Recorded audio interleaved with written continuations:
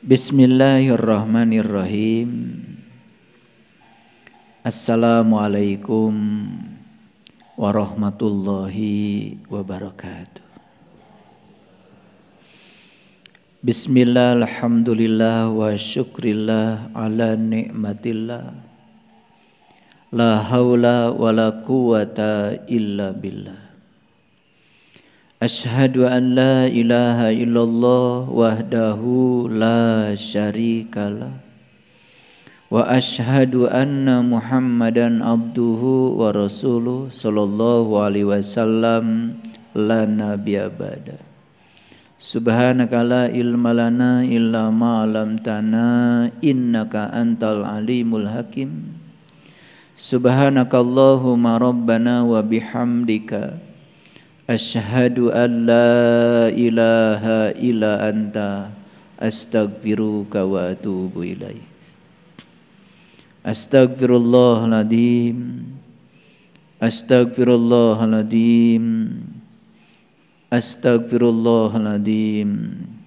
Allazi la ilaha illa huwal hayyul qayyum wa atubu ilaih min jami'il ma'asi wa dzunub. La haula wala quwata illa billahil aliyyil azim. Sejak dari kecil saya memiliki sebuah pertanyaan, yang pertanyaan itu hampir tidak terjawab sampai saya menjelang dewasa. Pertanyaannya itu adalah pertanyaan yang natural, datang dari penglihatan saya, dari pikiran saya sendiri. Pertanyaannya adalah mengapa manusia itu berbeda? Berbeda wajahnya. Ada yang tinggi, ada yang pendek, ada yang ganteng sekali, ada yang kurang ganteng, ada yang cantik sekali, ada juga yang kurang cantik. Ini karena tidak ada lagi bahasa. Kalau saya bilang semuanya cantik juga faktanya kan tidak. Ada yang pinter, ada yang kurang pinter. Ada yang rajin, ada yang malas. Ada yang berkelimpahan rezekinya, ada juga yang kurang beruntung rezekinya. Gak tahu ya, apakah para sahabat pernah bertanya seperti saya seperti itu atau tidak? Atau menerima saja semua apa adanya? Karena itu membuat saya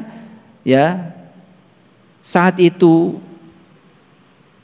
merasakan seakan-akan dalam tanda kutip ada ketidakadilan. Dan saya pertanyakan pertanyaan ini di banyak tempat kepada guru-guru saya, dan saya tidak mendapatkan kepuasan jawabannya. Mohon maaf, saya baru menemukan kepuasan setelah saya khatam Quran 30 juz, bukan membaca. Mengklasifikasi ayat demi ayat untuk bisa menjawab itu. Ternyata saya baru bisa menemukan jawaban atas pertanyaan itu ketika saya menemukan ada ratusan bahkan ribuan ayat yang menceritakan bahwa kehidupan kita ini titik awalnya bukan di kelahiran yang sekarang. Jadi sebetulnya kita ini sudah berulang-ulang datang ke sini. Dan itu yang menyebabkan mengapa satu dengan yang lain ada perbedaan. Setelah saya mendalami itu dari sisi ayat-ayat Al-Quran, kemudian saya mencoba mendalami sisi saintifiknya. Ternyata dunia psikologi menemukan sebuah metode untuk bisa menggali long term memory, memori jangka panjang yang tersimpan di alam bawah sadar dengan metode past life, past regresi. Itu adalah sains yang tidak bisa dibantah lagi, dan ternyata hampir semua manusia ketika di past life, di past regresi, dia bisa ingat tentang masa lalunya, pernah hidup di mana, sebagai apa, pernah mengalami kejadian apa. Jadi alhasil ada satu perpaduan antara kitab suci dengan dunia sains. Jadi metode hipnoterapi untuk bisa membangkitkan memori yang tersimpan di alam bawah sadar itu adalah sains. Dan dunia sains kemudian tidak bisa mengelak lagi. Jadi mohon maaf, siklus kehidupan itu bukan soal keyakinan sekarang. Mau yakin atau tidak yakin, hukum alam tetap berjalan. Oleh karena itu maka siklus kehidupan sekarang sudah diakui sebagai hukum alam. Hukum gravitasi bumi tidak perlu keyakinan. Anda mau yakin atau tidak yakin, hukum gravitasi ya berjalan.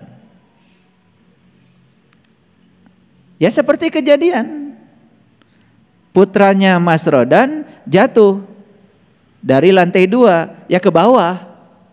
Mau yakin atau tidak yakin, hukum gravitasi jalan saja. Tidak ada orang jatuh ke atas.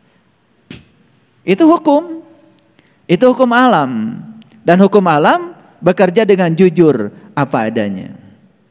Kepleset ya jatuh ke bawah, tidak pernah jatuh ke atas. Mau yakin atau tidak yakin, karena hukum alam tidak butuh keyakinan Anda. Tidak butuh keyakinan Anda apa? Karena itu hukum alam. Itu sains. Nah, kenapa saya bicara ini hari ini? Karena saya kok akhir-akhir ini saya bukan GR ya. Saya kok sekarang ini sepertinya diberi kemampuan untuk membaca tubuh setiap orang. Sekali lagi mohon maaf. Dari ujung rambut sampai ujung kaki ini saya bisa baca.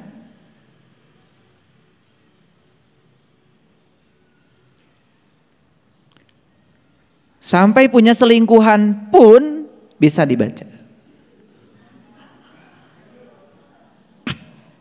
Dan akurasinya 95%. Yang tidak akan saya sampaikan cuma satu. Kapan para sahabat meninggal, tahun berapa, gak akan saya sampaikan. Lalu saya bertanya, kenapa saya kok sekarang diberi kemampuan itu? Lalu saya tanya pada diri saya, apa perlunya? Ternyata jawabannya sederhana. Karena saya disuruh untuk membantu para sahabat untuk mengubah nasib. Nah, mengubah nasib berarti harus tahu dulu apa yang harus diubah. Nasib itu ternyata data karma masa lalu yang tersimpan di bagian anggota tubuh kita, dari ujung rambut sampai ujung kaki, itu bisa dibaca. Sainsnya begini. Tubuh kita tersusun oleh sel. Di setiap sel ada yang namanya DNA. Satu DNA itu ternyata bisa menyimpan 3 miliar data. Satu DNA. Jadi kalau sekarang di tubuh kita ada 100 triliun sel, dan setiap sel punya satu DNA, kalikan saja 100 triliun kali 3 miliar data. Berapa banyak data?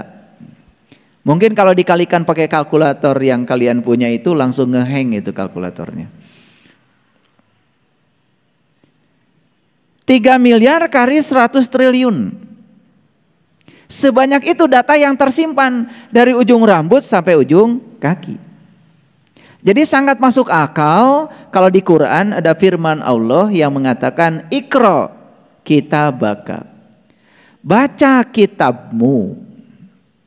Nah, kitab berarti sesuatu yang di dalamnya ada informasi. Nah, kitab yang harus kita baca itu sebetulnya adalah tubuh kita sendiri. Jadi nggak mungkin Quran tiba-tiba menyatakan pada kita Iqra kitabaka, baca kitabmu, baca kitabmu. Dan selama ini kita salah kaprah. Quran itu menugaskan kita untuk membaca kitabmu, bukan kitab yang lain. Yang dibaca malah kitab yang lain. Baca kitabmu, kitabmu, kitabmu. Nah, kalau berbicara tentang kitab, berarti di dalamnya ada sejumlah data, sejumlah informasi yang kalau itu dibaca akan menuntun kita untuk menemukan pengetahuan sekaligus juga jawaban. Pertanyaannya sekarang, apakah setiap orang sudah bisa membaca data itu? Ternyata selama ini saya biarkan kalian membaca sendiri, ternyata belum bisa. Jadi mungkin itu yang menyebabkan kenapa saya sekarang kok rasanya saya diberi kemampuan untuk bisa membaca itu. Jadi untuk para sahabat yang mau dibacakan dari ujung rambut sampai ujung kaki ada data apa saja di situ, insya Allah nanti saya bisa bantu. Tetapi sekarang sudah antri yang ingin dibaca. Karena kita tidak mungkin kita mengubah nasib kita kalau kita tidak tahu apa yang mesti diubah. Nah, selama ini kita ini ujug-ujug ingin mengubah diri. Yang harus diubahnya apa? Dunia manajerial mengajarkan kita untuk analisa SWOT. SWOT itu ada S, ada W, ada O, ada T. SWOT. Jadi analisa SWOT itu adalah teknik analisa untuk mempetakan sebetulnya kelemahan kita apa, keunggulan kita apa, lalu peluang yang akan bisa diubah supaya kita berubah bagaimana. Nah, ini agak saintifik nih hari ini kajian kita. Dan nanti saya akan menyampaikan beberapa ayat Al-Quran sebagai dasar. Jadi kemarin itu karena ada rapat dengan pengurus setempat di Jelekong, saya 2:30 langsung pergi ke sana. Setelah urusan selesai di sana sampai jam 7 malam.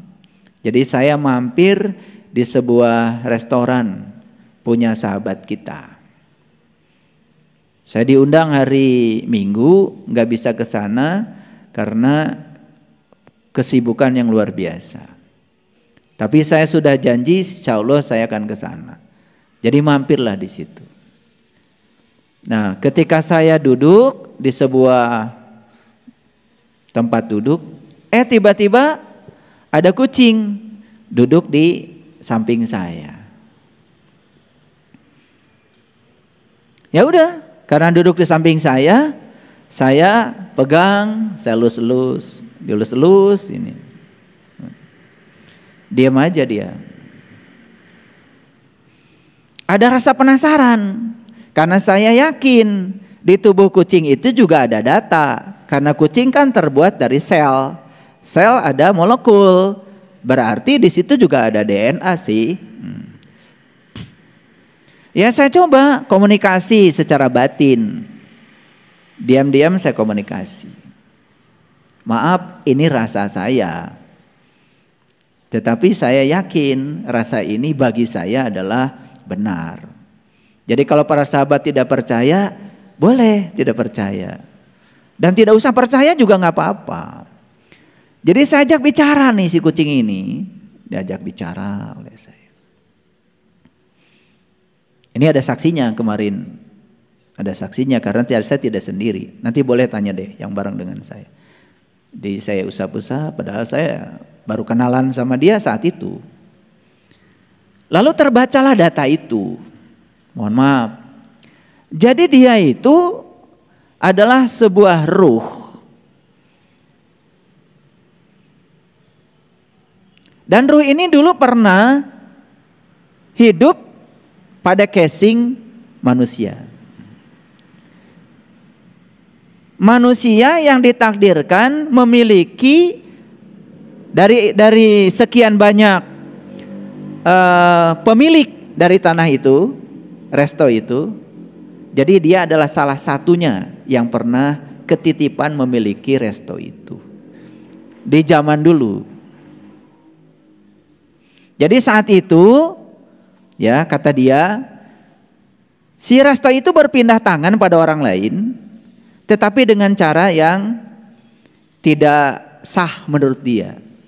Dan dia saat itu tidak bisa melepaskan itu begitu saja. Jadi terjadi kemelekatan yang sangat hebat kepada dia, kepada yang dimilikinya itu. Dan tiba-tiba dia sakit dan kemudian meninggal. Nah saat meninggal itu, dia tidak bisa melepaskan kepemilikannya.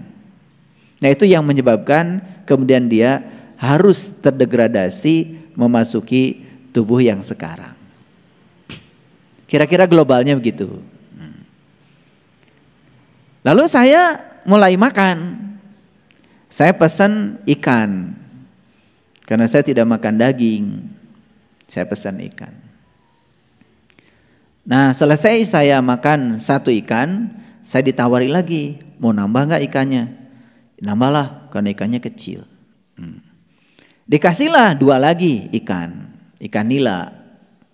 Itu. Nah kan ada kepala ikan tuh, yang sudah saya makan satu yang pertama. Nasi kepala ikan itu kemudian diambil oleh yang memiliki resto itu. Dikasihlah sama kucing yang di samping saya itu. Dia gak mau. Saya gak mau kepalanya katanya. Nah karena ada 2 ikan yang buat saya bilang sama dia, udah kita berdua aja nih, kamu satu, saya satu. Saya kasih yang baru, begitu dikasih yang baru, dia juga jadi manja. Dicium-cium, nah, saya menangkap lagi bahasa dia. Tolong dong katanya dipisahkan dagingnya. Udah akhirnya saya ambil dagingnya. Saya kasih dia, mulai makan. Jadi manja saya bilang kamu. Baru makan. Gak mau makan kepalanya. Dan yang luar biasa, sepanjang saya makan dia tidak mengganggu. Biasanya kebanyakan kucing kalau kita lagi makan ada bau amis, dia naik ke meja mau ngambil. Sopan saya di sini. Jadi saya sambil makan dia terus diusap. Jadinya saya penasaran. Saya pengen tahu apa yang menyebabkan kamu tinggal di sini. Saya tengadahkan si kepalanya sambil diusap-usap. Kenapa kamu tinggal di sini? Dia berkaca-kaca. Sampai ada seorang sahabat yang lihat, itu kucing kok nangis? Ditanya sama saya, berkaca-kaca. Dan dia mengatakan, saya tinggal di sini karena saya tidak bisa melepaskan kepemilikan saya terhadap ini. Nah saya jadi ingat ya, ada satu pernyataan orang bijak yang sudah mencapai kebijaksanaan utuh. Beliau mengatakan, kesadaran terakhir seseorang ketika dia meninggal akan menjadi kesadaran awal saat dia lahir kembali.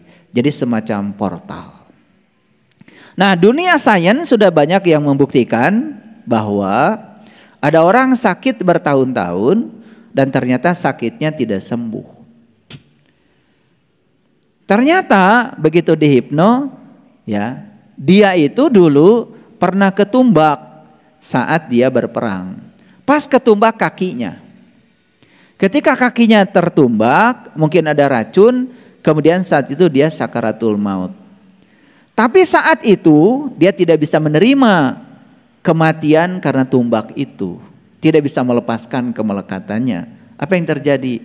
Tetap dia meninggal, tetapi tidak menerima itu yang menyebabkan sakit yang dia derita terbawa ke kehidupan yang sekarang. Dan ternyata begitu dia menerima dengan utuh, si sakitnya itu bisa sembuh tanpa diobatin, hanya dengan menerima. Nah itu yang namanya sakit karena karma.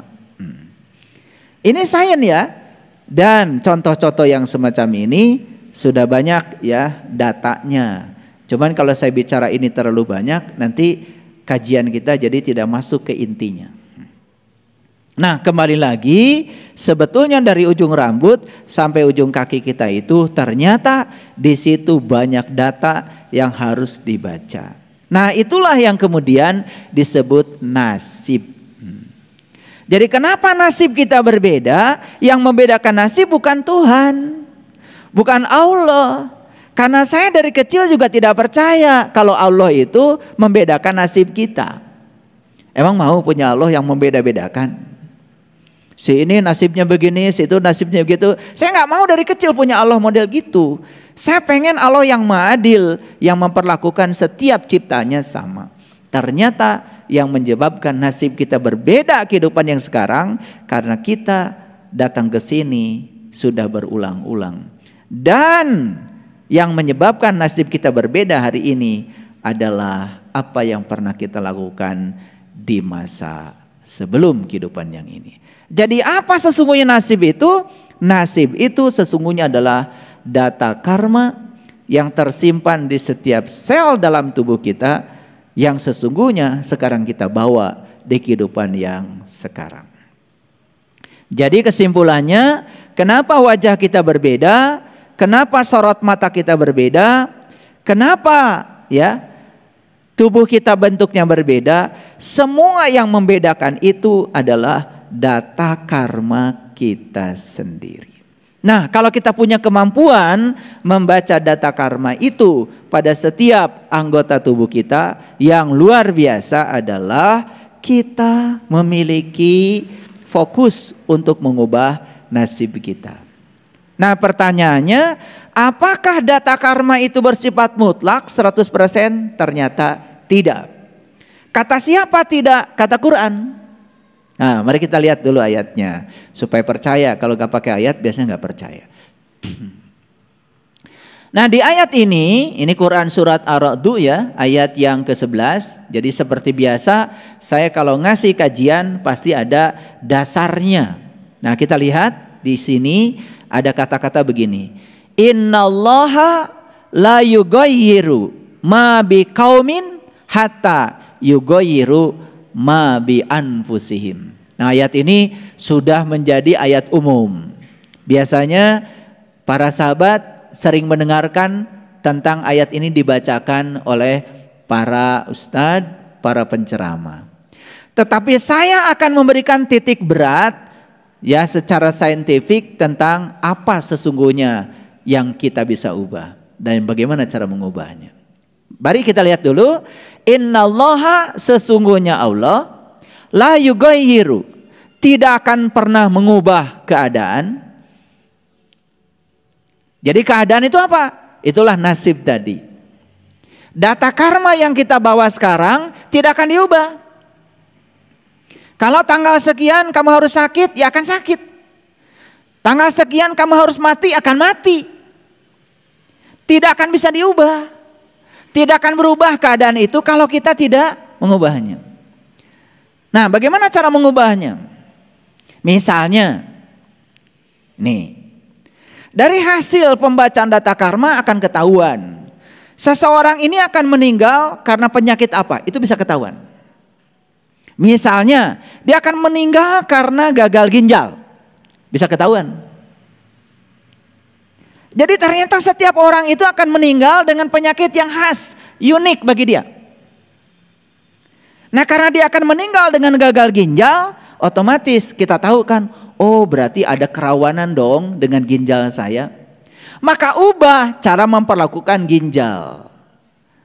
Walaupun sudah ada ketetapan secara data karma, tetapi karena kita bisa mengubah pola hidup kita, bisa jadi ketetapan itu berubah.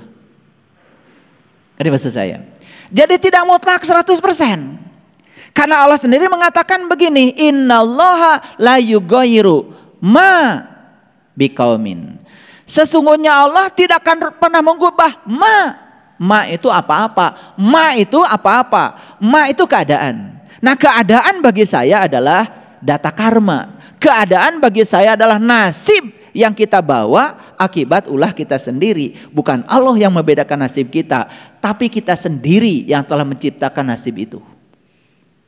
Jadi sebetulnya apa yang kita panen dalam kehidupan kita hari ini hanya sekedar mengingatkan apa yang pernah kita tanam di masa lalu. Siapa yang menabur, maka dia akan menuai. Oke, pelan-pelan ya ngajinya, konsentrasi. Karena ini penting. Di samping penting juga ini akan menjadi sangat berbahaya kalau menangkapnya tidak utuh. Oke, bisa dilanjutkan? Masih bisa konsentrasi? Makanya saya bilang tadi, lontong jangan dikeluarkan. Karena ini ngajinya agak berat, supaya lontong tidak mengganggu kesadaran kita. Jadi kalau lontong keluar lebih awal, kesadaran menurun. Dan saat kesadaran menurun, salah persepsi, salah interpretasi, salah proyeksi bisa terjadi. Karena begitu lontong sudah keluar pagi-pagi, kemudian menyantap lontong 2, gehu 2. Perut mulai penuh, kesadaran langsung menurun. Sangat berbahaya. Jadi karena kajiannya berat, saya bilang lontong keluar hari ini spesial belakangan. Nah, lanjut dulu. Jadi sesungguhnya Allah la yughayyiru, tidak akan mengubah ma. Nah, ma di sini adalah apa-apa. Tapi ma ini sama saya diberi alamat yang lebih jelas lagi. Ma adalah data karma yang tersimpan dalam sel dalam tubuh kita yang kemudian disebut nasib. Tetapi nasib itu bisa diubah. Profesor Kazuo Murakami, seorang ahli bioteknologi, beliau mengatakan bahwa gen itu bisa diubah.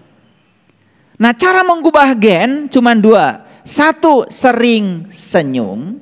Dan yang kedua, memperbanyak doa. Jadi keren ini. Ahli bioteknologi bicara di laboratorium, ya, bicaranya bukan di musola. Ternyata gen yang dalam sel itu bisa diubah dengan 2. Satu, sering senyum. Yang kedua, doa. Nah, makanya yang senyumnya kurang biasanya penyakitnya banyak. Jadi sebetulnya penyakit seseorang itu bisa dilihat dari cara seseorang senyum. Gitu. Jadi kalau senyum saja mahal, ya udah segala penyakit datang. Bukan sekedar sakit kepala cenat-cenut, tetapi kemudian segala penyakit bisa datang. Nah, oleh karena itu, ya, kalau ingin sehat, produksi 4 hormon. Yang pertama dopamin, yang kedua endorfin, yang ketiga oksitosin, yang keempat adalah serotonin. Nah, kalau 4 hormon itu diproduksi secara terus-menerus, maka tubuhnya bukan sekedar sehat, tetapi jauh dari penyakit. Pokoknya orang yang banyak penyakit pasti kekurangan 4 hormon itu. Nah, orang-orang yang sakit-sakitan biasanya di dalam tubuhnya kebanyakan hormon adrenalin. Nah, adrenalin berasal dari 2. 1, kecemasan, 2, ketakutan. Nah, inilah kajian kita hari ini. Makanya kajian kita hari ini, ya, karena saya selalu dituntut untuk ngasih judul, saya beri judul saja supaya gampang, yaitu melepaskan kemelekatan pada harta dan diri. Apa itu harta? Apa itu diri? Dan bagaimana cara melepaskannya? Itulah kajian kita hari ini. Ini udah hampir setengah jam baru nyampe ke judul, belum masuk ke intisarinya. Paham sekarang? Nah, jadi sekalipun kita datang ke sini membawa data karma, dari sisi sains, Profesor Kazuo Murakami mengatakan gen bisa diubah. Jadi kalau gen bisa diubah secara saintifik, sedangkan Quran mengatakan nasib bisa diubah. Berarti ada kesejalanan kan antara sains dengan firman Tuhan. Nah itu, saya ingin bikin kesejalanan ini kelihatan. Nah kita buktikan hari ini. Jadi Allah mengatakan beliau tidak akan mengubah keadaanmu, nasibmu, kalau kamu sendiri tidak mau mengubahnya. Jadi kalau gen itu mengatakan kamu akan sakit tahun sekian dan sakitnya anu, dan kita diam saja karena sudah ada vonis seperti itu dari hasil bacaan data karma, berarti yang salah kita sendiri. Jadi kalau begitu nasib bisa diubah. Nah ini berita gembira nih, nasib bisa diubah. Nah kenapa selama ini kita gagal mengubah nasib kita? Satu, kita tidak tahu apa yang harus diubah. Yang kedua, kita juga tidak punya keterampilan bagaimana cara mengubahnya. Itu saja sebenarnya kegagalan kita. Jadi sibuk tetapi tidak jelas. Kan biasa kita ini sering sibuk tidak jelas ya, gitu. Sudah kebiasaan sibuk tidak jelas. Ya. Jangankan kesibukan biasa, ibadah pun banyak yang sibuk tidak jelas. Sholatnya rajin, setiap rakaat dipenuhi setiap waktu, tetapi tidak pernah sadar siapa yang disembahnya. Ya kan? Tidak sadar. Sibuk saja dengan bacaan, yang dibaca pun kita nggak ngerti artinya apa. Sudah kayak robot saja, kayak robot biologis yang menjalankan aktivitas secara rutin, itu namanya sibuk tetapi tidak jelas. Tetapi yang luar biasa, kelompok sibuk tidak jelas ini jumlahnya banyak. Karena memang hobinya sibuk dan tidak jelas. Makanya salah satu jalan baru yang saya tawarkan, ada salah satu YouTube saya, judulnya adalah 7 jalan yang menakjubkan. Salah satu tawaran dari saya adalah cobalah mulai melakukan aktivitas yang tidak terjebak rutinitas, tapi terjebak oleh kepuasan.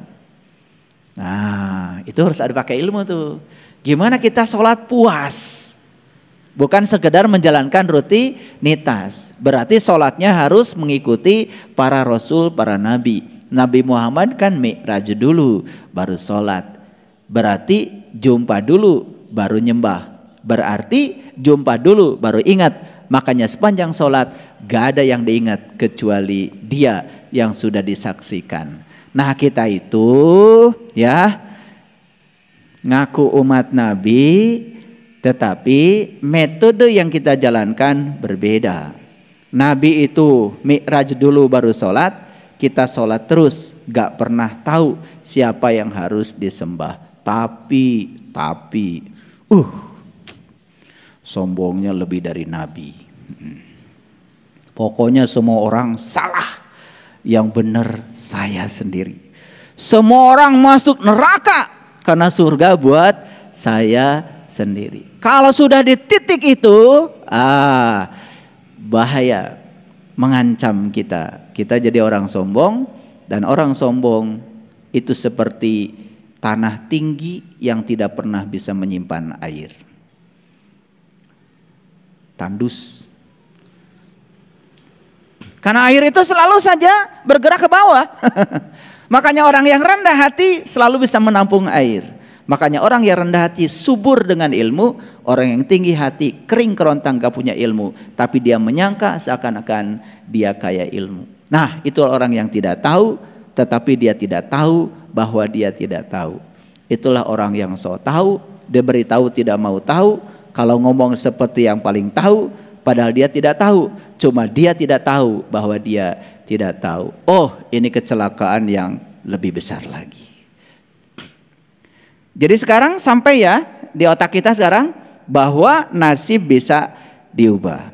Nasib sudah tahu kan sekarang. Seluruh data karma yang tersimpan dalam sel DNA kita yang dibawa dari kehidupan yang lalu ke kehidupan yang sekarang. Walaupun itu dibawa oleh kita, bukan berarti itu tidak bisa diubah. Semuanya bisa diubah. Clear dulu sampai sini. Oke. Nah, Itu sebabnya di Quran itu ada syarat. Syarat apa? Syarat mati. Syarat mati apa? Nah, itu dinyatakan dalam Quran surat Ali Imran. Saya kasih tahu dulu ayatnya supaya ini jelas bagi kita semua. Kita buka dulu ya, Ali Imran ayat 102. Baik, kita lihat. Ini ayat sering dibaca setiap khutbah Jumat. Mari kita bacakan ulang. Ya ayyuhallazina amanu, hai orang yang beriman. Yang dihaikan nih orang beriman ya, bukan orang yang mengaku beriman. Makanya jangan GR. Begitu hai orang beriman, saya Allah, tar dulu kata Allah. Orang beriman ada cirinya. Ciri orang beriman tuh bisa ingat kepada Allah. Dan orang bisa ingat kepada Allah kalau sudah tahu dan kenal kepada Allah. Kalau belum tahu dan kenal, nggak bisa ingat. Nah kalau nggak bisa ingat, jelas bukan orang beriman. Paham ya? Paham. Nah pelan-pelan ngajinya supaya jujur. Ya ayyuhallazina amanu, hai orang yang beriman. Ayo acungkan tangan. Merasa dihaikan nggak? Merasa dihaikan nggak? Ya alhamdulillah kalau merasa, syukur kalau juga kita memang betul-betul orang yang beriman. Makanya orang beriman itu ada titik awalnya. Nabi Musa baru mengatakan saya beriman tepat ketika Allah sudah bertajalli di puncak kesadarannya. Falamma tajalla rabbuhu lil jabal, pada saat Tuhan bertajalli di puncak kesadarannya, saat itu Musa mengatakan, qala subhanaka tubtu ilaika wa ana awalul mu'minin. Maha suci Engkau ya Allah, sungguh aku bertaubat kepadamu, inilah awal aku beriman. Jadi iman itu ada titik awalnya. Setuju? Hei. Apakah selesai syarat mati itu beriman? Tidak. Jadi syarat mati itu sebenarnya bukan beragama. Syarat mati itu beriman. Bagi saya, ya silakan. Ya. Keyakinan Anda mau apapun bagi saya nggak penting. Yang penting iman. Gimana sih ngukur iman yang paling gampang? Sederhana. Pernah dengar kan? Ada sungai di Swiss. Saking viralnya berita tentang itu, dan kita melihat sungai itu sampai dipakai untuk berenang dan bersihnya kayak apa gitu. Nah kan kita juga punya sungai. Di Bandung ada sungai, di Jakarta ada sungai, di Jambi ada sungai, di Palembang ada sungai, di Samarinda ada sungai. Di mana yang gak ada sungai? Semua punya sungai. Alhamdulillah sungai kita semuanya kotor. Bedanya kan begitu. Nah, di dalam hadis dikatakan sesungguhnya kebersihan sebagian daripada iman. Mohon maaf, bagi saya siapapun yang bisa menjaga kebersihan ya iman. Dia tinggal di pinggir sungai dan sungainya bersih. Berarti yang tinggal di pinggir sungai itu iman. Bagi saya apapun keyakinannya gak penting. Yang penting sungai bersih. Berarti iman. Kan an-nadhafatu minal iman. Nah ini tinggal di pinggir sungai, ngaku-ngaku beriman, setiap hari buang sampah ke sungai. Gak iman. Jadi kalau ingin melihat orang itu beriman atau tidak, lihat saja bersih apa tidak. Cari rezekinya ternyata kotor. Berarti rezekinya kotor, nggak iman. Nggak usah ditanya tahajudnya berapa rakaat, nggak penting. Orang beriman itu kalau dia jalan ada ranting saja, dia singkirkan untuk keselamatan orang lain. Ini bukan ranting, bikin panggung di tengah jalan, parkir mobil seenaknya untuk kepentingan dirinya, jelas gak iman. Walaupun bikin panggung, gak tahu panggung buat apa, pokoknya panggung lah. Ranting saja harus disingkirkan. Kan itu bahaya bagi orang lain. Lihat saya semuanya.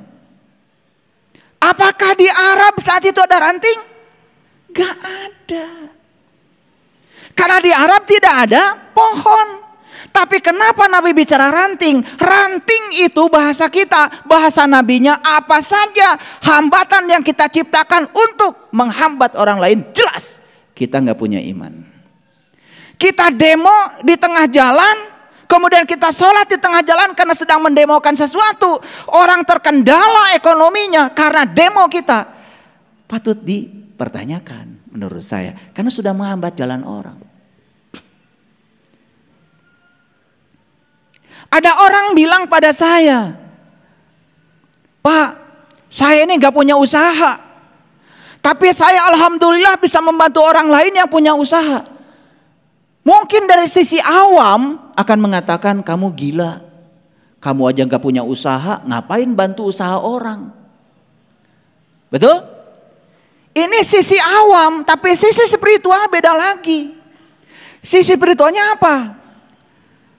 Karena kamu membantu orang lain untuk membuka usahanya, maka suatu saat juga kamu akan punya usaha. Karena apa? Membantu orang lain bagi orang yang beriman adalah membuka jalan bagi dirinya sendiri. Makanya kalau Anda semuanya memberi, jangan lupa Anda tidak sedang membuka jalan orang lain, tapi Anda sedang memberi pada diri Anda sendiri. Kalau Anda memaafkan orang, Anda bukan memaafkan orang, Anda sedang membuka jalan untuk datangnya energi berkah bagi diri Anda. Jadi adakah sesuatu yang dilakukan buat orang? Gak ada. Semua buat dirimu sendiri. Jadi kalau kita memberi, bukan memberi pada orang, sebenarnya kita memberi pada diri kita sendiri. Paham sampai sini? Paham sampai di sini? Baik, kita lanjut. Jadi syarat mati yang pertama adalah iman. Dan orang yang beriman ini jelas orang yang peduli pada orang lain. Karena kata Nabi, ciri iman itu seperti itu. Begitu dengar ada sahabat kita kecelakaan, langsung kita bersimpati dan membantu. Iman tuh. Dengar sahabat kita kecelakaan, anaknya kecelakaan, hare-hare. Tahu hare-hare? Bahasa Inggris itu. Anteng saja, tidak ada sedikit pun rasa simpati, boro-boro membantu, hanya mengucapkan saja bersimpati, gak dilakukan. Ini menurut saya sih tidak masuk kategori iman. Makanya iman itu dilihat dari cara kita memperlakukan orang lain. Kalau kita memperlakukan orang lain seperti kita ingin diperlakukan orang lain, disitulah iman. Yang kedua, syarat mati itu adalah takwa. Apa sih takwa itu? Berulang kali saya sampaikan bahwa takwa itu definisinya sangat unik di Quran. Itu diabadikan di Quran surat Al-Baqarah ayat 63. Takwa itu satu, mengambil janji. Yang kedua, mengangkat kesadarannya. Yang ketiga, ditunjukkan sesuatu oleh Allah di puncak kesadarannya. Yang keempat, ingat apa yang Allah tunjukkan. La'allakum tatakun, itulah takwa. Makanya salah satu cara untuk mencapai takwa adalah saum. Apa itu saum? Saum itu adalah berbuka dan jumpa dengan Tuhan. Lisoimi farhatani farhatun inda iftarihi wa farhatun inda liqa'i rabbih. Ada dua kegembiraan bagi yang saum. Satu ketika berbuka, yang kedua jumpa dengan Tuhan. Bukan makan candil, bukan makan kolak. Itu nggak ada hubungan dengan jumpa dengan Tuhan. Yang ada hubungan dengan jumpa dengan Tuhan adalah berbuka mata kolbu. Makanya orang beriman, kata Nabi, tasdikun bil qalbi, orang yang sudah terbuka mata kolbunya. Masih merem, belum iman. Ngaku boleh, nggak diaku. Nah yang ketiga, syarat mati kata Allah adalah la tamutunna illa wa antum muslimun. Janganlah kamu mati kecuali sudah menjadi muslim. Nah muslim ini bukan sebutan bagi orang yang mengaku di depan Pak RT agamanya tertentu. Pak RT, saya mau bikin KTP. Enggak? Nami? Jubaidah? Tanpa tanggal lahir? Pekerjaan? Agama? Sur Pak RT? Islam Pak RT?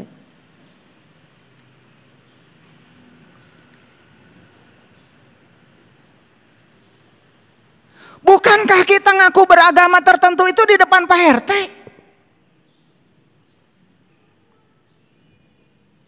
Betul? Makanya Muslim itu dari kata dasar Islam.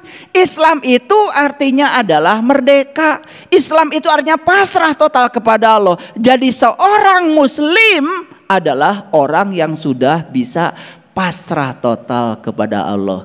Kumaha Allah. Makanya ciri Muslim sederhana. Satu, tidak pernah mengeluh. Semua orang yang mengeluh sebetulnya keluhan itu tertanda bahwa dia tidak bisa menerima kenyataan. Dan tidak ada orang mengeluhkan yang dia ingin. Yang dia keluhkan pasti yang tidak dia ingin. Kenapa ibu sedih? Saya sedih. Kenapa? Suami saya kok baik banget. Pernah nggak ada yang mengeluh begitu? Pernah nggak? Semua yang kalian keluhkan adalah hal yang kalian tidak suka. Dan ketika kalian tidak suka sesuatu hal, sebetulnya pada dirimu masih ada kebencian. Protes itu juga indikator bahwa kita masih menyimpan kebencian. Protes tidak mungkin terhadap sesuatu yang kalian setuju. Selalu protes itu pada sesuatu yang kalian tidak setuju. Kenapa mau protes? Kenapa? Saya setuju sama pendapat pemerintah, maka saya mau protes. Protes setuju, nggak ada. Protes selalu berkaitan dengan yang dia tidak setuju. Betul nggak? Dan kapan kalian tidak setuju?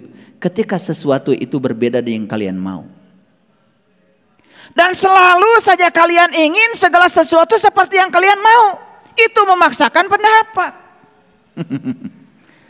Dan jelas dalam dirimu ada kebencian. Nah, ketika kita melekat pada kebencian, itulah yang namanya kegelapan. Makanya syarat mati menjadi 3. 1, jadi orang beriman. 2, ngejalanin takwa. Yang ketiga, jangan mati kecuali sudah pasrah total kepada Allah. Makanya ciri seorang Muslim tentu saja tidak pernah ngajarin Allah supaya Allah ngikutin maunya dia. Justru dia ngajarin dirinya sendiri untuk tunduk patuh kepada kehendak Allah. Clear? Oke. Tanya sekarang, saya berhak gak mengaku Muslim? Kalau yang kau lakukan setiap hari adalah ngatur-ngatur Allah supaya Allah ngikuti kahayang maneh,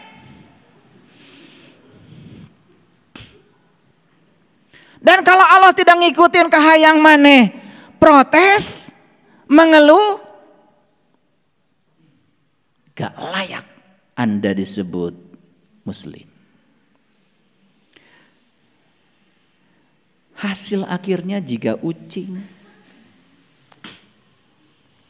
Kenapa dia masuk ke tubuh itu? Karena saat kematian itu dia tidak bisa menerima apa yang terjadi.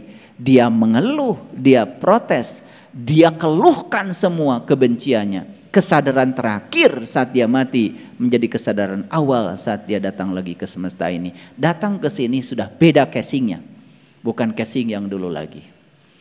Itulah yang disebut dengan neraka.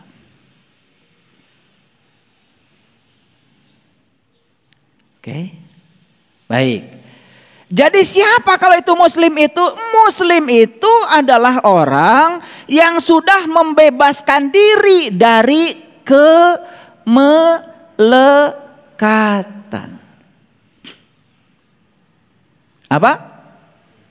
Nah, manusia ini melekat cuma 2. Catat. Manusia ini melekat cuma 2. 1 melekat pada harta, 2 melekat pada diri. Nah, diri juga ada 2. 1 diri yang asli, 2 diri yang palsu. Yang berbahaya ketika dia melekat pada diri palsunya. Siapa diri palsu itu? Diri palsu itu adalah diri yang sedang dikendalikan oleh pikiran yang penuh dengan kegelapan. Dan minggu yang lalu sudah saya jelaskan, pikiran yang penuh dengan kegelapan itulah setan. Jadi setan bukan entitas yang di luar dirimu, Makanya setan selalu berbisik kepadamu. Yang dibisiki oleh pikiran yang tidak sadar adalah kesadaranmu. Kesadaran dibisiki oleh pikiran yang tidak sadar. Saat mengikuti, berarti kamu mengikuti syaitan. Syaitan itu adalah pikiran yang tidak sadar. Paham sampai sini? Ulangi lagi. Jadi kemelekatan manusia itu cuma dua. Satu melekat pada harta, yang kedua melekat pada diri. Diri yang mana? Diri yang palsu yang disebut dengan ego. Nah, ego ada dua. Satu yang bernama keserakahan, dua yang bernama kebencian. Catat. Ego ada berapa? Satu, dua. Nah, keserakahan dan ketamakan pasti terhadap segala sesuatu yang dia ingin. Betul nggak? Serakah itu pasti terhadap keberhasilan. Tidak mungkin serakah pada kegagalan. Serakah itu pada jabatan. Tidak mungkin serakah pada turunnya jabatan. Gak mungkin. Jadi keserakahan inilah sebetulnya penyakit yang membuat manusia menderita. Makanya lihat orang yang serakah, siap naik jabatan, tidak siap turun. Siap jadi bupati, stres ketika dia harus mengakhiri jabatannya. Itu yang disebut dengan post power syndrome. Makanya saat menjabat, luar biasa, Luis wae. Begitu selesai menjabat, langsung hurik. Hurik itu bahasa Inggris itu. Pikasieun.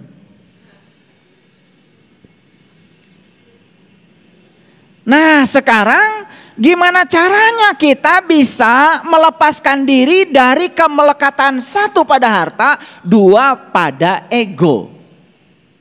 Nih. Melepaskan diri dari kemelekatan pada harta dan ego, itulah yang disebut dengan jihad. Apa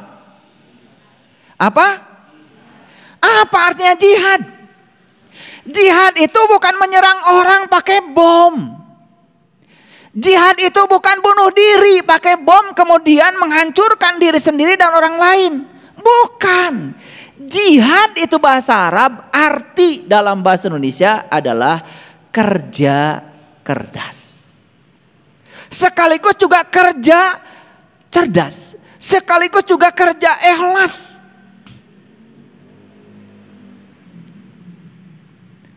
Jadi jihad itu sebetulnya sungguh-sungguh artinya. Sekarang pertanyaan saya, apakah para sahabat sungguh-sungguh ingin mengubah nasib? Jawab dulu.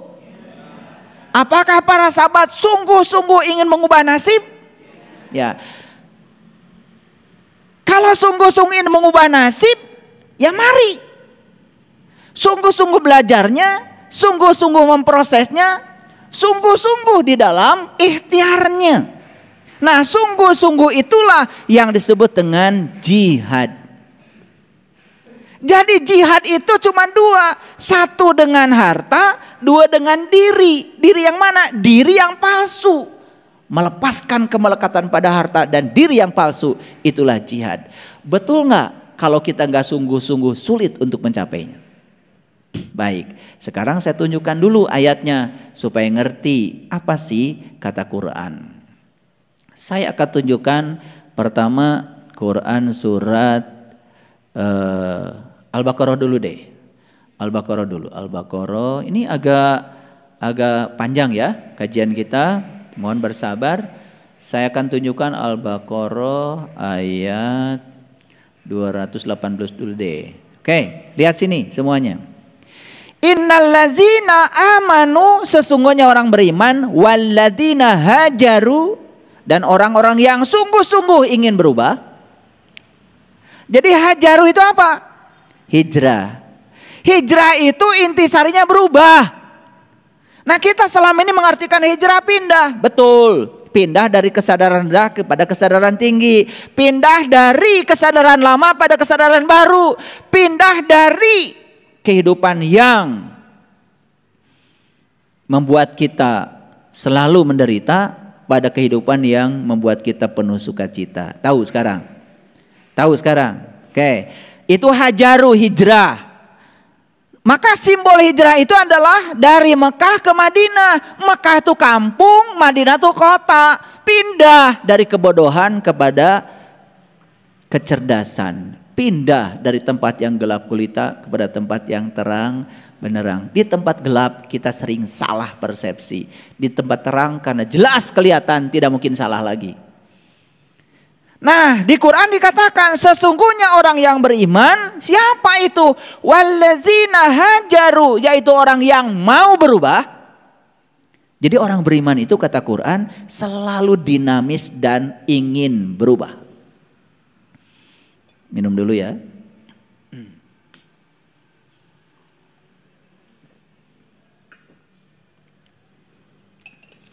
Baik. Innal ladzina amanu wal ladzina hajaru wajahadu, dan sungguh-sungguh ingin berubahnya fi sabilillah, di jalan Allah. Sabil itu jalan besar. Kalau jalan kecil namanya torik. Jadi torik itu jalan kecil. Makanya kalau kalian tinggal di gang sempit di Mekah, ada jalan tuh ngalangin jalan, kata polisi torik. Nah, maksudnya awas, jalan batur. Tong cicing didinya ngahalangan. Makanya karena mereka tidak bisa pakai bahasa seperti saya, cukup mereka torik. Ada juga yang sombong, wah katanya, polisi itu tahu kalau saya ahli torikot, cek saha. Mana tengah halangan jalan batur. Makanya jalan kecil disebutnya torik, jalan besar disebutnya sabil. Jadi berjalan menuju Allah itu harus pakai jalan besar, jalan bebas hambatan. Tas terang? Sudah tahu? Jalan besar yang diajarkan oleh Quran namanya jalan Shiratal Mustaqim. Dan Shiratal Mustaqim adalah jalannya orang yang diberi nikmat. Nikmat terbesar adalah jumpa dengan Allah. Maka siapa yang sudah tahu cara untuk meniti ke dalam diri, untuk berjumpa dengan jati dirinya, dia sudah ketemu dengan sabilillah. Itu jalan besar, bebas hambatan. Nanya, makanya kata Allah sesungguhnya orang beriman itu adalah orang yang ingin berubah dan sungguh-sungguh ingin berubahnya, maka dia akan berada di jalan besar menuju Allah. Paham? Oke. Pertanyaan saya, sungguh-sungguh ingin berubah? Oke, sekarang saya lanjutkan. Itu Quran surat Al-Baqarah ayat 218.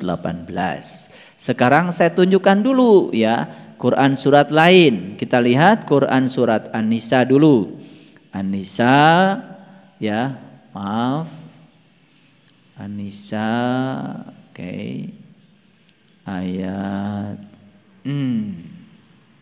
baik. Nah, An-Nisa ayat berapa ini? Ayat 95. Baik, saya tidak akan bacakan semuanya karena waktu kita terbatas.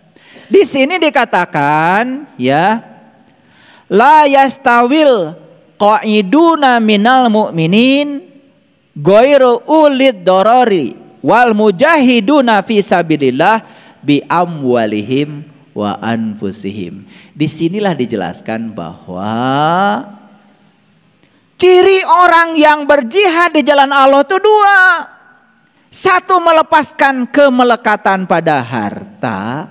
Dua, melepaskan kemelekatan pada diri palsu yang bernama ego. Berarti melepaskan pada apa? Keserakahan pada yang dia ingin dan melepaskan kebencian pada yang dia tidak ingin. Sudah bisa begitu? Sudah bisa begitu? Sudah bisa belum? Nah, selama ini tidak jelas jihad itu apa. Sungguh-sungguh dalam hal apa? Sungguh-sungguh kamu melepaskan pada harta dan diri. Apa diri itu? Diri itu adalah dua. Diri yang dimaksud di sini adalah ego, diri palsu. Satu, lepaskan dirimu dari keserakahan pada yang kamu ingin. Yang kedua, lepaskan dirimu pada kebencian dari yang kamu tidak ingin. Itulah yang paling berat. Jadi sangat masuk akal kalau itu disebut jihad. Terasa perjuangannya berat? Sok lah, melepaskan keserakahan pada yang kita ingin. Berat. Karena apa? Dari kecil kita dilatih untuk mencari, tetapi tidak dilatih melepaskan. Dari kecil kita dilatih untuk mengumpulkan, tapi tidak dilatih untuk membagikan. Makanya mumpung kita masih ada kesempatan, yuk kita imbangi. Boleh nggak mencari? Boleh. Tetapi mencari, melepaskan.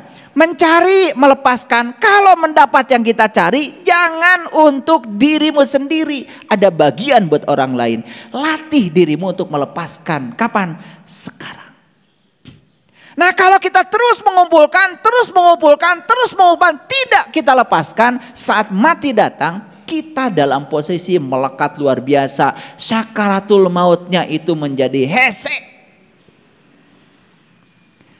Itulah sakitnya sakaratul maut, ditentukan oleh berapa melekat kamu kepada hartamu dan berapa melekat kamu pada egomu.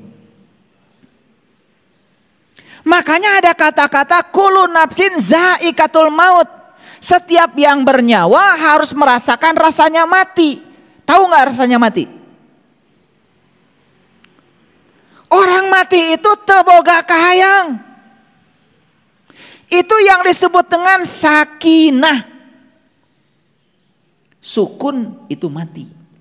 Sakinah dari kata dasar sukun. Makanya kalau orang ini saat hidup sudah bisa seperti orang mati. Tidak berkeluh kesah. Tidak tersinggungan. Tidak baperan.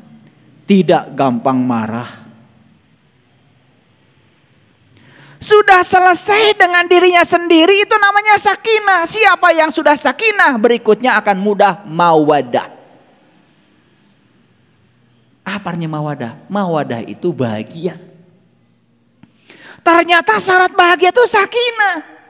Makanya kalau sudah bahagia, berikutnya warohmah. Dia akan menjadi sumber cinta kasih sekaligus sumber belas kasih. Karena tidak mungkin kita membahagiakan orang lain kalau kita belum mencapai kebahagiaan. Syarat mencapai kebahagiaan adalah sakinah. Ari ente masih kene tersinggungan, dikit-dikit protes, tidak suka marah-marah. Nih saya kasih tahu, ada istri saya di sini saksinya. Saya kalau masuk WC dan WC kotor bekas orang, saya nggak pernah marah. Ya kumaha ya jelema teh harus ke WC. Kalau terki enggak, saya sikat. Karena kalau marah-marah tidak membuat WC jadi bersih. Anak saya masuk WC, saya tahu anak saya. Walaupun saya nggak lihat anak yang mana yang masuk WC, dari WC bekasnya saya tahu. Anak nomor 1, anak nomor 2, anak nomor 3, saya tahu. Cara nyimpen odolnya seperti apa, saya tahu. Cara nyimpen sikat gigi seperti apa, saya tahu. Bak mandi masuk sabun, saya tahu anak yang kemana. Dan saya nggak pernah ribut. Kalau bekas anak pun saya nggak pernah dikejar anak saya. Kamu tadi masuk WC ya? Itu sabun masuk nggak selesai. Makanya saya bedahkan, saya sikat. Nanti kalau dia masuk lagi ke WC, kali aja dia ingat, oh tadi bekas sabun sekarang udah bersih, pasti sama ayah. Sugan eraheun. Makanya saya itu di rumah, para sahabat, gak pernah saya marah-marah nyuri ini, gak pernah. Ada istri saya. Nih saksinya. Kalau banyak rambut berantakan, saya nggak pernah ribut. Iya rambut tuh saha, urut saha, jorok, nggak pernah. Saya ambil solasi, saya lilitkan di tangan saya, langsung plak plak plak plak plak plak, beres, bersih. Karena saya tidak suka rambut berantakan. Kalau ada rambut nyumpal di saringan WC, saya tahu bekas anak yang mana, saya cabut sendiri, saya buang, nggak pernah ribut. Karena ribut tidak pernah menyelesaikan masalah. Ini saya ngasih contoh. Sugan areling atuh. Gak perlu marah. Di rumah saya banyak juga yang ngerokok. Puntung rokok ada. Dan saya kalau ngambil puntung rokok bekas kalian ketika kalian sudah pergi. Karena kalau saya ambil kalian masih ada, perasaan saya nggak nyampe, takut kalian tersinggung. Makanya sudah pergi saya ambilin. Itu cara saya. Makanya saya nggak pernah melarang, mual nitah, mual ulah, mere contoh. Da amak-amakan mual mereskeun masalah. Gitu aja kok. Sederhana. Kolam kotor, nggak pernah saya pusing, bedahkeun we, bersihan, beres. Karena tidak ada kemarahan yang bisa menyelesaikan masalah kecuali menambah masalah baru. Sugan ari diceramahan kieu mah arera. Ini masalah ego, masalah ego. Kalau kita belum bisa mengalahkan diri sendiri, yang keluar adalah konflik. Orang yang konflik dengan pikirannya mulai keluar dari lisannya, konflik dengan orang lain. Ini saya kasih tahu, siapapun yang masih konflik dengan orang lain, itu Anda itu masih punya konflik dengan dirimu sendiri. Can beres. Itu waras. Makanya jihad itu dua, diulang-ulang di banyak ayat. Kalau saya tunjukkan ayat tentang jihad itu cuma dua. Bi amwalihim wa anfusihim, bi amwalihim wa anfusihim. Apa pesannya? Menang, mana yang harta. Tapi menges menang, lepaskan. Boleh mencari, tapi jangan melatih diri mencari. Latih diri untuk melepaskan. Itu yang namanya belajar mati selagi hidup. Mengpengker hidup. Dah diajar maut, mah kudu hidup. Merasakan rasanya mati harus ketika hidup. Danges maut mah moal bisa ngerasakeun. Sok tanya nu pae, kumaha rasana pae? Moal bisa ngejawab. Nih saya kasih tanya. Saya tanya nih kalian, gimana rasanya ketika kamu dalam hidup ini sudah merasakan mati? Damai ayah, damai. Gimana rasanya ketika kamu mengalahkan egomu? Damai, damai. Sok. Praktekkan. Belajar dengan saya bukan membicarakan kebaikan, melakukan. Jangan jadi kolektor ilmu, gak perlu banyak ilmu. Yang penting rubah. Hijrah. Tiap tahun baru hijrah, karnaval. Beringkat itu, beringkat di terobah. Sekarang karnavalnya dengan akhlak, karnavalnya dengan perubahan. Lain dang dan wungkul. Paham ya? Paham apa tidak? Baik. Jadi Allah mengatakan baca kitabmu, baca kitabmu, baca kitabmu. Buat apa? Setelah kamu tahu ada data karma apa di dalam tubuhmu, kamu tahu bagaimana cara mengubah nasibmu. Jadi selama ini kalian kenapa tidak bisa mengubah nasib? Karena belum tahu cara membaca data karma di tubuh. Lamun teu bisa, sok minta tulung. Kanu bisa. Tapi saya akan bacakan 95%. Kalau saya bacakan tahun sekian mati. Stres, nambah stres. Jadi nggak akan saya bacakan walaupun saya tahu. Nah, jadi sekarang jelas apa yang harus kita lepaskan. 1, amwal, harta. 2, diri, anfus. Diri yang mana? Diri yang palsu. Diri yang dikendalikan oleh pikiran. Kalau diri yang sudah asli, diri yang sudah dikendalikan oleh kesadaran, tidak mungkin ego. Dan kudu diomente iya. Cuman selama ini kan gak jelas. Jihad. Kunaon? Harta jeung diri teu naon maot oge. Allah mah tidak nyuruh kita mati. Allah itu menyuruh kita belajar mati dalam hidup. Gitu. Sing bisa nganyangka bageto. Mati sakjeroning urip, belajar mati selagi hidup. Apa hasilnya kalau sudah sakinah? Mawadah. Kalau sudah mawadah, warohmah. Nah kita ini kalau ngomong sakinah, mawadah, warohmah, lamun anu kawin.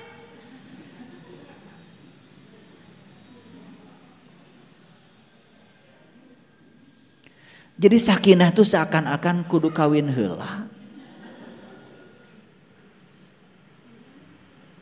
Sakinah itu adalah kondisi batin kita yang tetap dalam keadaan nyaman, tentram, tidak merasa terganggu apapun yang terjadi di luar dirimu. Carlos, ini kalian nih wajahnya wajah-wajah yang sering baperan. Apa yang terjadi di luar selalu mengganggu, selalu merasa tidak nyaman.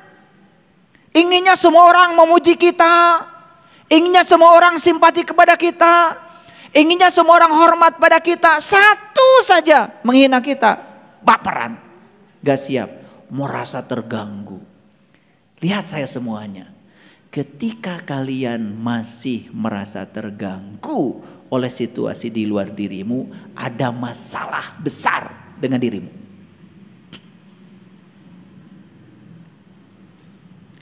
Kenapa saya sebut masalah besar? Karena ini perlu hijrah, perlu jihad, perlu sungguh-sungguh mengubah diri. Gimana cara mengubahnya?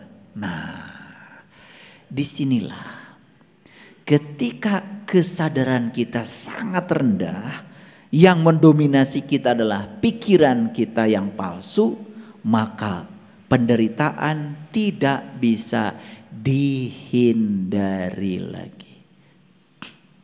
Dapat sehat teh akibat berjamaah cekcokna.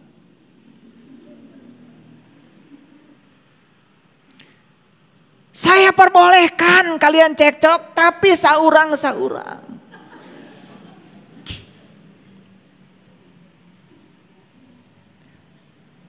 Ya, kalau mau cekcok, sepakati dulu. Gantian ya. Mau ribut, dari ributnya lamun sarwana. Apalagi kalau yang cekcoknya sorangan, muali lagi capek. Da jelema nu amak-amakan, mun diantepkeun da capek. Eureun we nambah amak teh lamun diseuneun. Tah urang teh sok mere seuneu.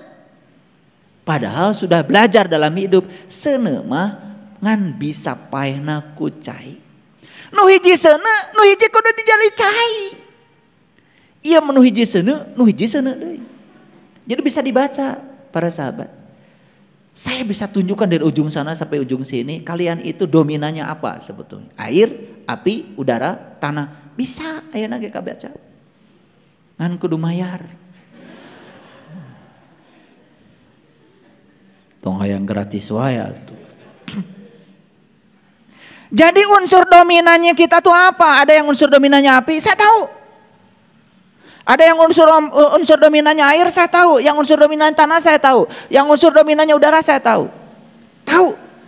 Karena itu data yang kalian bawa tersimpan di tubuhmu, tersimpan, bisa dibaca. Gampang.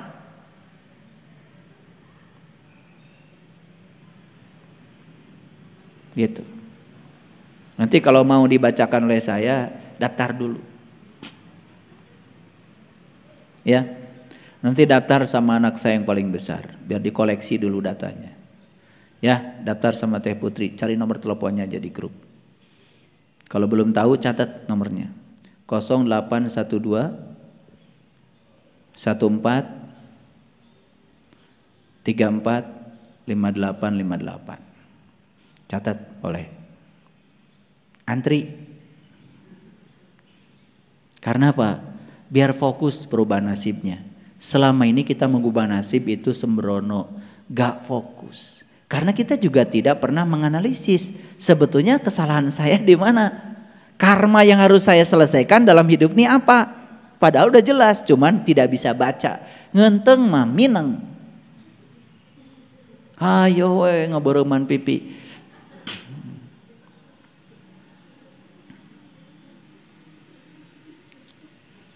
Hartos. Jadi sekarang ngerti jihad itu? Ayo ulangi lagi. Jihad itu artinya sungguh-sungguh melepaskan kemelekatan pada harta. Latihannya adalah mencari, memberi, mencari, memberi, mengumpulkan, melepaskan. Kade ulang ngumpulkan wungkul. Nah, melepaskan kemelekatan pada diri yang palsu. 2 latihannya. 1, jangan serakah pada yang kita ingin. 2, tongewa pada sesuatu yang kita tidak ingin. Udah dicatat? Kade. Ulah barho. Bubar poho. Ai tadi teh ngaos eusina naon? Keula naon? Oke, lamun asup ka restoran geus dahar tempe 5, tahu 3, pindang bandeng 2. Naon tadi unti tuang? Kayak naonnya? Eta nepi ka teu inget dahar tempe 5. Subhanallah. Cing atuh pohoan teh ulah kitu-kitu teuing. Nah, semakin jelas sekarang. Jadi disinilah sebetulnya latihan yang sungguh-sungguh melepaskan kemelekatan. Untuk apa? Supaya saat sakaratul maut kita tidak terikat lagi oleh ketebalan kemelekatan pada yang 2 itu. Maka siapapun yang ketebalan kemelekatan pada yang 2 itu terbawa saat mati, makanya kesadaran terakhir saat seseorang mati akan menjadi kesadaran awal pada saat dia dibangkitkan lagi.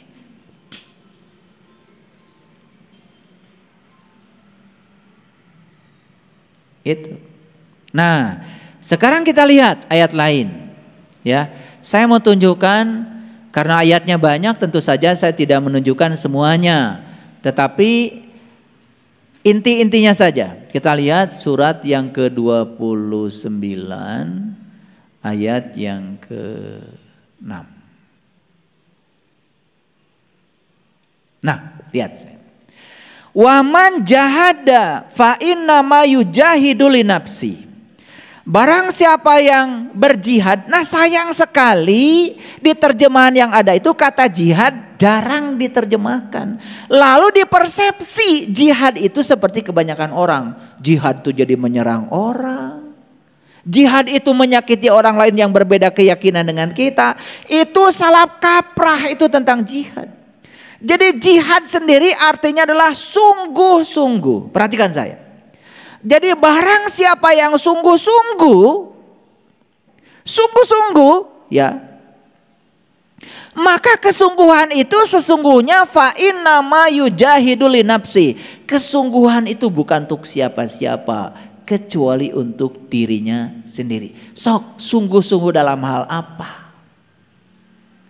Tentu saja sungguh-sungguh dalam hal tertentu yang sudah kita tentukan. Ayo sungguh-sungguh dalam hal apa? Saya sungguh-sungguh ingin mengubah diri saya. Saya sungguh-sungguh ingin mengubah nasib saya. Ayo sungguh-sungguh. Sungguh-sungguh itu bahasa lain adalah fokus. Tidak kehilangan fokus. Makanya kemana pikiran diarahkan, ke situ energi dialirkan. Nih lihat saya. Kita punya uang 100.000. Hilang. Terus aja kepikiran yang 100.000 itu. Kemana pikiran diarahkan? Ke situ energi akan dialirkan. Terus mikirin yang 100.000 hilang. Jadi duit banyak yang akan datang kepada kita tidak terpikirkan sama sekali. Nu 100.000 leungit, nu gede teu datang-datang. Nggak rubah nasibnya. Makanya begitu kita tidak memfokuskan pikiran pada yang 100.000, percaya bahwa Allah akan menghadirkan uang lebih banyak dari itu. Arahkan saja pikiran kepada yang lain. Di mana pintu tertutup, berarti Allah sedang membukakan pintu yang lain yang akan dibukakan. Arahkan ke situ. Di situ kedahsyatan mulai datang. Selama ini apa yang Bapak Ibu lakukan? Begitu ada kejadian yang tidak enak, fokus saja pada yang tidak enak. Ya, terus tidak enak. Karena kemana pikiran itu diarahkan, ke situ energi akan dialirkan. Habis energi hanya untuk hal yang tidak berguna. Bagaimana kita bisa mengubah keadaan kita? Nih contoh. Maaf ya. Terbaca dari data karma bahwa kamu ini sebetulnya di usia sekian sampai sekian akan mengalami kesulitan yang luar biasa secara finansial. Kabaca, teteh. Kabaca. Nanti saya beritahukan deh. Nah begitu saya beritahukan bukan berarti langsung ikuti pikiran saya. Itu cuma 50% mutlaknya. 50% bisa diubah. Oh di usia sekian saya itu akan mengalami kesulitan finansial. Yes, saya akan rubah cara hidup saya. Saya akan rubah cara berpikir saya. Ternyata apa yang diramalkan berdasarkan data karma itu tidak terjadi. Di usia itu ternyata kamu tidak mengalami kesulitan finansial karena sudah diubah. Jadi pembacaan data karma itu semata-mata untuk melakukan tindakan preventif agar itu tidak terjadi. Pernah dengar ada orang yang divonis oleh dokter karena mengidap penyakit tertentu? Ibu teh bakal maut 3 tahun deui cek dokter. Karena sudah divonis 3 tahun gak akan mati, apa yang terjadi? Setiap hari dia teh selalu saja kemana-mana bawa uang, nggak bagi.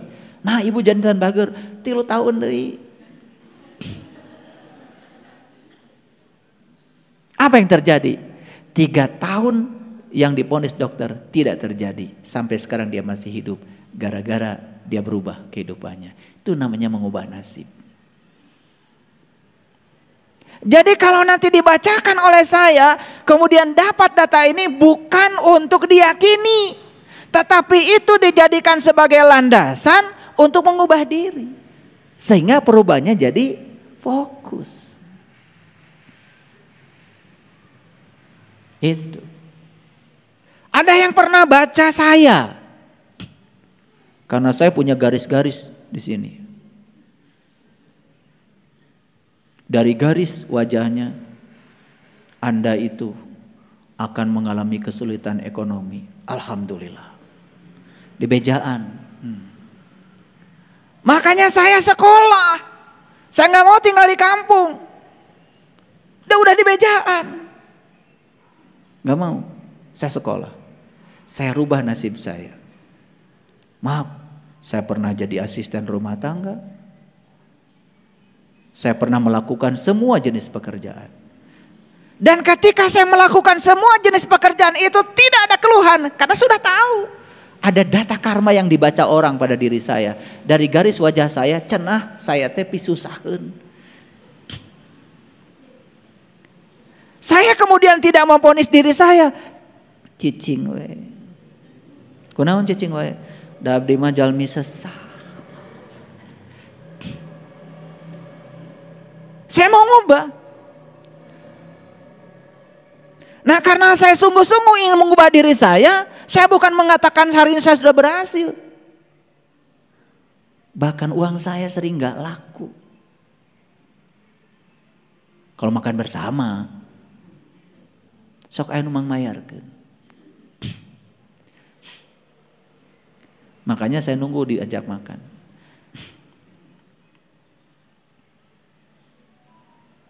Ya. Saya itu nggak bisa makan misalkan di warteg, nggak bisa. Kalau ngantar istri saya ke pasar baru, kalau istri saya bisa. Ayo bakso juga naraos, makan bakso di situ, nggak bisa. Saya nungguin aja. Saya nggak bisa. Jadi saya kalau makan harus di restoran yang bersih dan mahal. Berarti kudu loba duit. Jadi ponis yang mengatakan garis wajah saya pisusahan bisa diubah. Ngerti maksud saya? Ya, yang banyak garisnya dengan saya, jangan takut, bisa diubah. Jadi tidak ada nasib yang permanen. Sekalikan itu sudah terbaca sebagai data karma kita yang tersimpan dalam DNA tubuh kita, kalau kita bisa mengubahnya dan mau mengubahnya, bisa diubah. Jadi sejalanlah antara Quran dengan sains. Nah, pelajaran yang berbahaya yang sudah tertanam di kesadaran bawah sadar kita, dari kecil kita diajarkan oleh guru ngaji kita, cenah yang menentukan nasib mah Allah. Maneh mah pibeunghar. Ieu mah pisang sara. Ceksa tos diatur ku Allah di Lauh Mahfuz. Hayang kitu boga Allah nu kitu. Abdi mah da alim. Betul? Nah, jadi sekarang terjawab, Allah itu tidak pernah turut campur menentukan nasibmu. Yang menentukan nasibmu ya dirimu sendiri. Kalau Allah turut campur, cek Allah teh tong turut campur, geus ditangtokeun ku kaula, tidak mungkin Allah berfirman, sesungguhnya aku tidak akan mengubah satu kaum kalau dia tidak mengubah. Mahal mungkin. Nah, kita ini sering belajar agama itu terkadang tidak koheren. Satu pendapat dengan pendapat lain berlawanan. Untung saja karena kurang kritis berpikirnya, santai-santai saja. Datara mikir. Gitu. Nah, sekarang setelah saya bongkar nih rahasianya hari ini, dan saya sudah ngasih contoh pengalaman saya sendiri. Pengalaman saya sendiri. Ya. Saya sudah baca data saya. Saya itu golongan darahnya A. Nah, Allah ngadamel golongan darah teh beda-beda. Gak mungkin Allah mengadamel hiji perkara teu aya tujuanana. Golongan darah A, golongan darah O, golongan darah AB, golongan darah B. Ternyata golongan darah itu juga menceritakan data karma. Sekarang dunia pendidikan di negara maju sudah berdasarkan golongan darah. Bikin kelas teh berdasarkan golongan darah. Gurunya pun harus cocok dengan golongan darah itu. Bayangkan sudah seperti itu di negara yang beradab. Hari urang mahnya campur we golongan darah naon oge. Gurunya golongan darah apapun masuk ke kelas itu. Makanya ada siswa yang tidak cocok dengan gurunya. Begitu siswa tidak cocok dengan gurunya, apa yang terjadi? Otoritas guru berperan. Mun teu nurut ka aing sia, cepret. Iya, makanya penghapus melayang. Ada guru kemudian menempeleng muridnya. Masalahnya ini barbar. Karena kita tidak mengikuti riset-riset terbaru tentang itu. Makanya kita akan bikin di sini sekolah berdasarkan golongan darah. Itu luar biasa. Bahkan diet makanan sekarang berdasarkan golongan darah. Saya golongan darahnya A. Menurut riset golongan darah A itu rentan, terutama jantung. Saya sadar karena rentan jantung saya, maka saya tidak banyak makan minyak. Saya berhenti makan goreng-gorengan. Kan bagus informasi itu bagi saya. Makanya saya jarang sekali makan lemak jenuh. Makanya kalian naik ke Jelekong, ngikutin saya. Ngos-ngosan semua. Kenapa katanya? Kok saya jalannya cepat sekali? Beda dahareunana. Ngerti maksud saya? Nah dengan begitu kan kita bisa merawat tubuh ini semaksimal mungkin. Sehingga tubuh ini jadi kendaraan hebat. Yang bisa mengantarkan sang penumpang jiwa menuju tujuannya. Jangan sampai jiwa ini belum sampai pada kedewasaannya. Tubuh sudah roboh duluan. Kan bahaya. Jadi sekarang itu golongan darah. Ada diet berdasarkan golongan darah. Sistem pendidikan berdasarkan golongan darah. Bahkan nih di Jepang mencari jodoh pun ditanya golongan darah. Karena ada riset yang mengatakan golongan darah ini dengan ini gak cocok. Walaupun ada perbedaan supaya perbedaan tidak terlalu banyak. Lalu mencari golongan darah.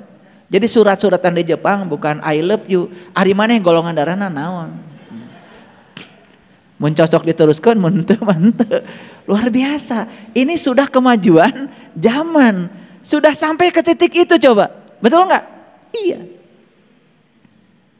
Nah, makanya kalau orang tua kita makan dulu ya mencari jodoh teh syaratnya ini, itu, ini. Dulu belum terungkap secara saintifik. Sekarang mah sudah sampai pada tingkatan golongan darah ini cocok dengan golongan darah apa.